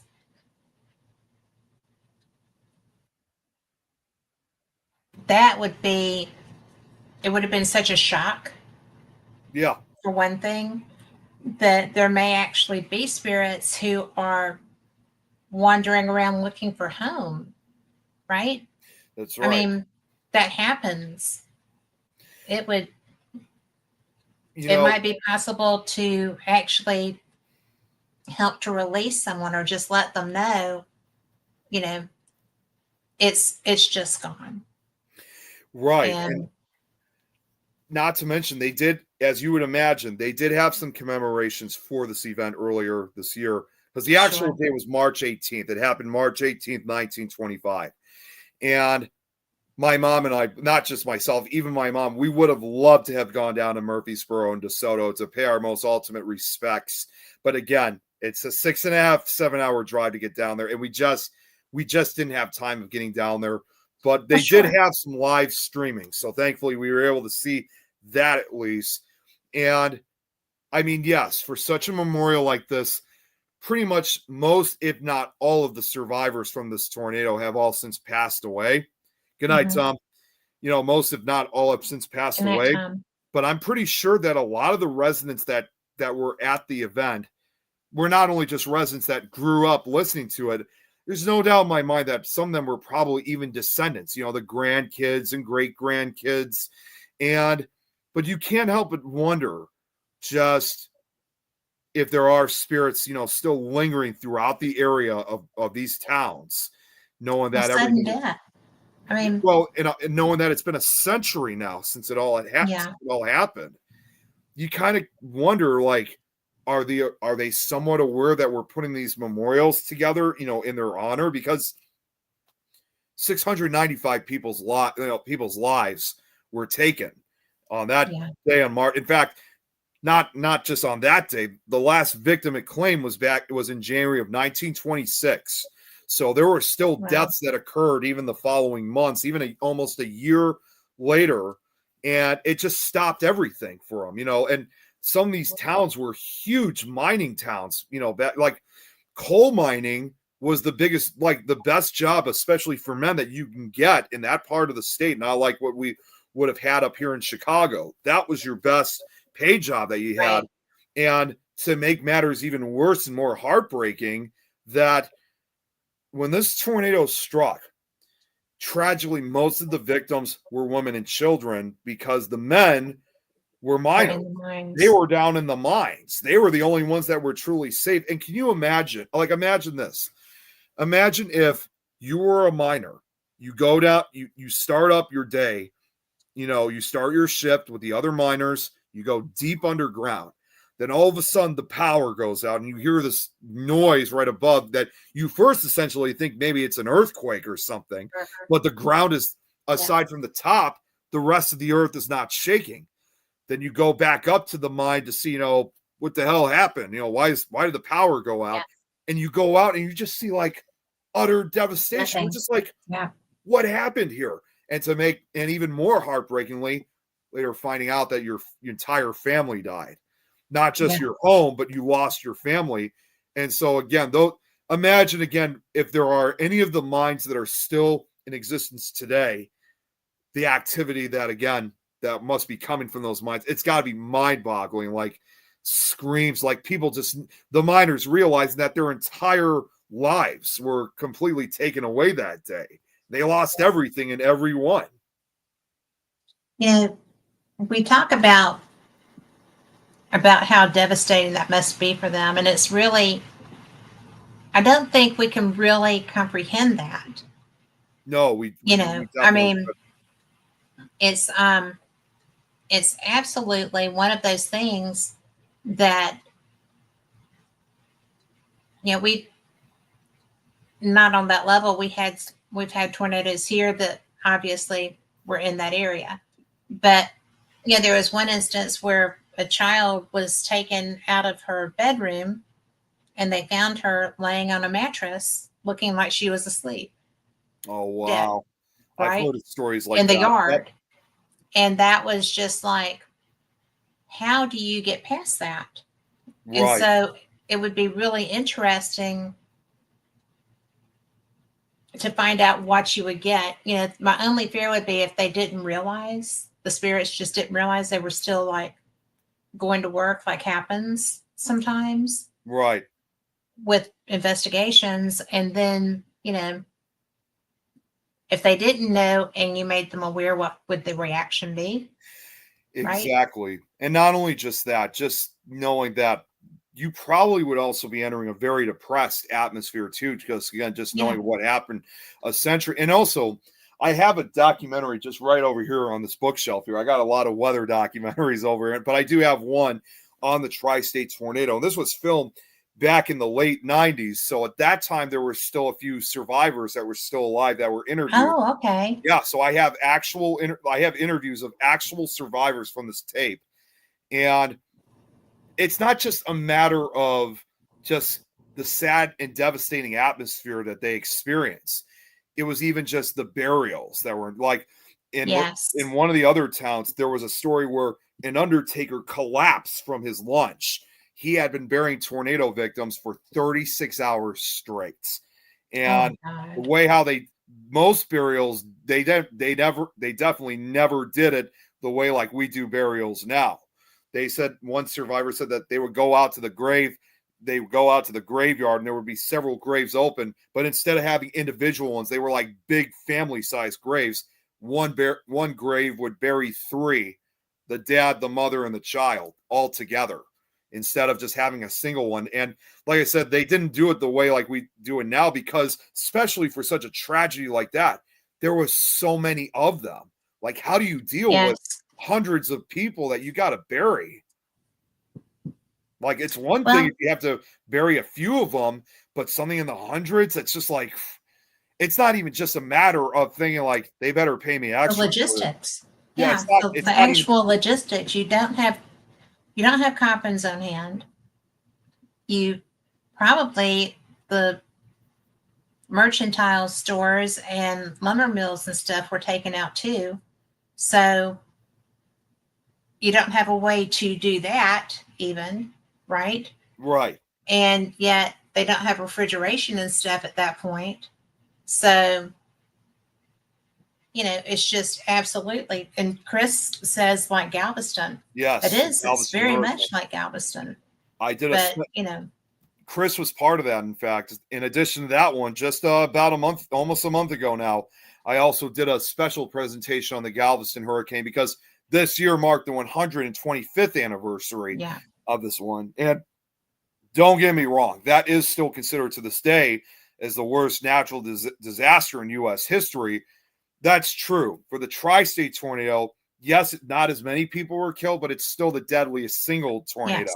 So there's a big Yes. difference. But I've often said for Well, both it's of just these, a different cause. it amazes me that for those two tragic events, again, not just only from the paranormal side of things, I said this to Chris. I said, I'm really surprised that for both events that they haven't even made a movie on either one of those cases, like the same way like we did with Titanic or something like that. Like, I'm surprised they've never made movies on these two tragic cases because I think these are stories that should be told, and not by the parent. It doesn't have to be by the paranormal aspect of it. Just without it was a moment. They were tragic moments in our country's history, whether you want to believe it or not. But people don't, in large part, people don't want to revisit those moments. That's true. I mean, and there's also not really survivors to speak for them. Right. Either. Well, not to mention, I mean, we actually saw a presentation of another historic. This didn't happen here in the States. It actually happened up in Canada, called the Halifax explosion that occurred in 1917. Yeah. And the person that was presenting that was almost 10 years ago. We went for the 100th anniversary for it. They had a presentation right here, so we didn't have to go to Canada for it. But somebody did once ask, like, how come there had never been a movie made for the Halifax explosion, like the same way like they did with Titanic? And I don't remember her name. The presenter that the speaker that presented, she said, I think the reason why they never wanted to make a movie about Halifax, and it could be the same too for the tri-state and Galveston, is that a lot of this, like you said, she simply said that the survivors, prior to their deaths, they probably just simply didn't want to talk about it. They didn't want to relive it, because even if it had been almost a century since then, it's no different than like when you talk with war survivors, like, from World War II or Vietnam or any of that stuff. Yes, many years and decades may have passed, but that memory haunts them up until their dying days. It never goes away. So who's to say in the case for such tragedies like this that, they didn't, even if decades had passed, they didn't want to talk about or anything. You might have a few that were willing to talk about. Not everybody did.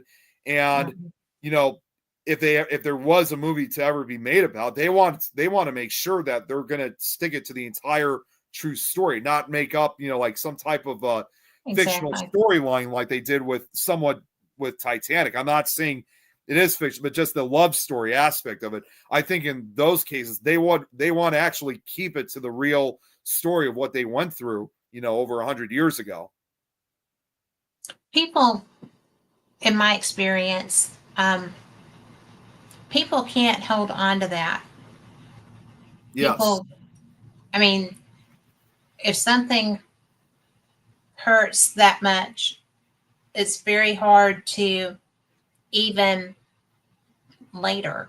It's very hard to be able to share and revisit it, because you have to kind of set boundaries around it in order to continue living. Exactly. And I think that probably that would be the answer to why there's not, you don't hear a lot of stuff about Katrina. No, you don't. And I still remember when that happened. So, Katrina was a bear. And it's just one of those things. The Anaheim earthquakes, right? Yes. That's not been that long ago, longer than Katrina, but not that long ago. You don't hear very much about that either Right. because Right. there was such, you know, we all watched those bridges collapse on top of cars Yeah. and fall into the ocean Another thing I and, could. all of Oh, that God. stuff. God. I'm sorry. But No. you just don't, every so often you'll come across somebody who is like, yeah, show me the money, right? Yeah. Yeah. But as a general rule, in my experience, people who have experienced severe tragedies and trauma like that don't want to cope with it. And Chris says, do you think tragedy, the aura of it, can pass through generations? I think it can become a generational wound. I think so too. That's So, that's how I should have probably said it when I was talking about some of these, like Galveston or some of the towns in southern Missouri, Illinois, and Indiana that were hit by the tri-state tornado. Just the aura in general, like it's got to still be there yeah, even after a century when this all occurred. And that is, again, I think an important factor of what may still remain. Yes, aside from like the town of Parrish, the towns have since, have been rebuilt since, but regardless of the fact, it still leaves that mark on the yeah, town. And in some varying degree, like I said, when that author was going out to some of these towns trying to look for these, former areas like where parts of the town used to be, or like where mhm, Parrish used to be, or where farmhouses, just simple farmhouses used to be, yeah, you can't help, even just looking at the photos, you could still feel part of that aura there, just knowing like, yes, today it's nothing but beautiful farmland, but you just can't help but realize that somebody used to live in that area. That was their home. That was their yeah, property. That was where their family was. And it's all gone. It's like wiped out from existence. Like, unless you find out about the history of what happened in those particular areas, you wouldn't even know there was a house or a part of a town that once existed in that area. That is just mhm. gone and there's nothing left. It blows one's mind, doesn't it? And Chris said, not just grandchild to grandparent, but for the timeline. And I Yes. do think that the timeline absorbs that. It absorbs the anguish. It absorbs the devastation. I feel like land carries a memory just like we do. Yeah, I think so too. And So, for, again, just like anything else, when you have such a tragedy like that, who knows how big and how powerful the aura is that mhm. still, again, that still remains. And it almost makes you wonder too, because I was just thinking about this, is that whatever spirits remain in these towns, like if they are not aware of like whether what happened, or if they realize they've been killed, or the realization of what happened 100 years ago. The one thing I also can't help but wonder was one of the other tragic parts I forgot. This is something that should be noted, is that, again, when this tornado struck, the tornado, it did not have like a typical appearance like you would see. This was a giant wedge shaped tornado, like about almost a mile wide. It was Right. a monster. And obviously it was what we would refer to obviously as a wedge tornado. The big mile wide tornado Right. means that it's a monster on the ground, but it wasn't just its size. It looked like a giant dust storm when it hits. Yeah. I mean, therefore, there are no photographs or film footage or even itself in progress. So therefore, we can only imagine what the tri-state tornado may have looked like. The closest I can come up with what it may have looked like was when you look at pictures from the Dust Bowl with Yes. the black blizzards. Sorry. That's probably what the tri-state tornado may have looked like, but people did not realize that this was a tornado until it was directly upon them. So you Right. have farm after farm that's just being completely swept away. People didn't know what was coming. It was a huge grayish black mass. Again, people thought it was just a big dust storm, They had no idea that it was actually, a monster tornado 3/4 of a mile to a mile wide on the other side of that dust. Now, farm owners who are very weather wise, even back then, and normally if they knew that there was like a tornado or a type of severe storm, if it was heading over to a nearby rural town, they would be able to obviously alert the nearby authorities and local law enforcement to alert the town of the storm's approach. And normally in U.S. history, it is very rare to have the farm owner killed by a tornado. A lot of people, don't get me wrong, have died in rural areas, but very few are farm owners. They are extremely weather-wise people. 30 farm owners were killed by this tornado throughout southeastern Illinois and southwestern Indiana. And if any of them were still remaining to this day, it makes you wonder, like, are they well aware of what they just went through, that when they died, that it was a tornado, or do they still think that something was heading their direction? And they could, again, because even the most weather-wise farm owners, they couldn't even recognize it. So, well, what we have here are they call them rain-wrapped tornadoes. Yeah, correct. And we had that's what we usually get. And if it had a storm with that tornado, then the rain could have, they wouldn't even have seen the dust. The rain could have dampened it and tamped that down. So they wouldn't have known that's what was coming. That's the other thing, too. We also suspect that it may have came from what's called an HP supercell, high precipitation. So it probably dangerously hit it in rain. And again, people did not realize the danger until it was directly upon them. So again, just the act, again, just not even understanding what you were seeing. People couldn't, people may have had an opportunity of seeing that. They'd be like, oh, that's odd. Never seen anything like that before. But it wasn't until they finally heard the roar of it. And that's when they realized with what they were dealing unmistakable.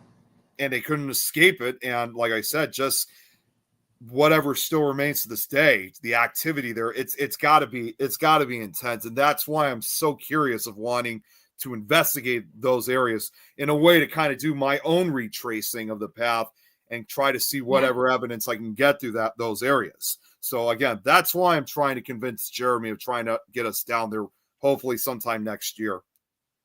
Well, I think that would be interesting. And if you go and do that, I want to know about it. Yeah.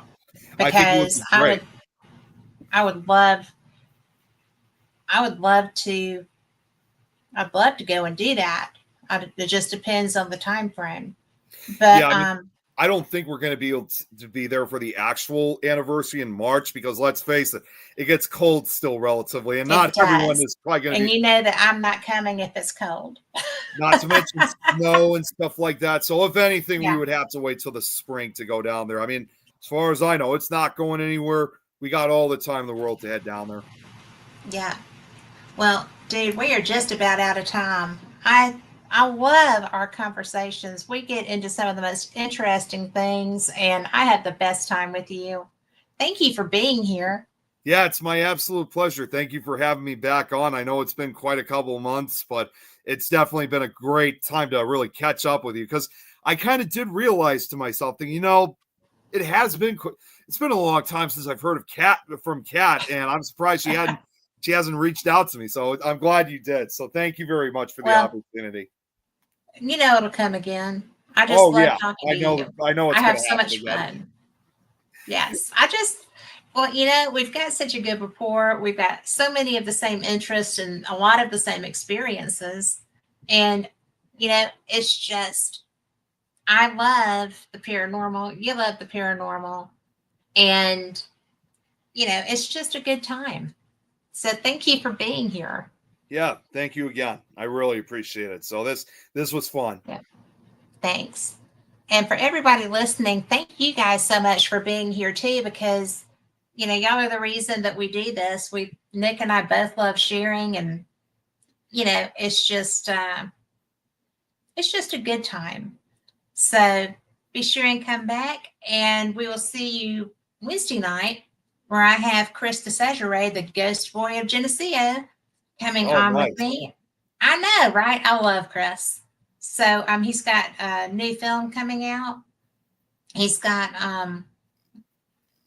this little bit more information is evolving out of his experience he's sharing.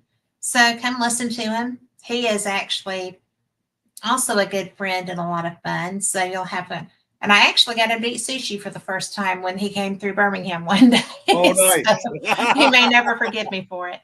But anyway, we will see you next week, or even Wednesday, same cat time, same cat channel.